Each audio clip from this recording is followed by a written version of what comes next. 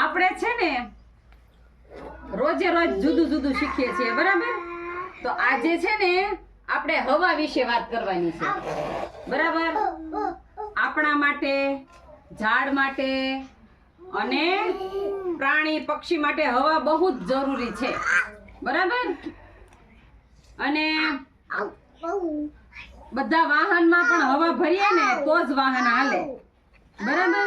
Cycle છે, પછી motor, બસ, ખટારો, વાહન તમામ એમાં બધામાં આપણે હવા ભરીએ ને તો જ વાહન હાલે, નકર ન હાલે, બરાબર? અને બીજું એ કે ઘણા વાજિંત્રો છે ને એ પણ હવા દ્વારા જ વગડે છે. દાખલા તરીકે વાંસળી, પાવો, હાર્મોનિયમ, વાજુ, એ બધું હવાથી વાગે. શેનાથી વાગે? હવાથી. તો તમને ખબર પડી કે હવા કેટલી ઉપયોગી છે?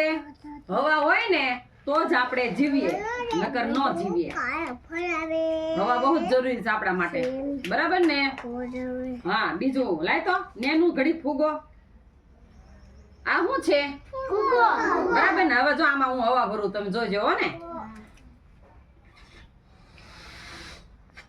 જો આમાં આપણે હવા ભરીએ ને તો જ ફૂગો ફૂલે, નકર ન ફૂલે.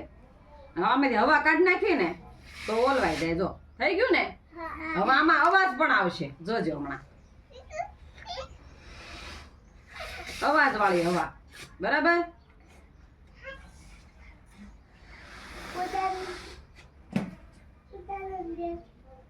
જોજો હમણાં અવાજ આવશે.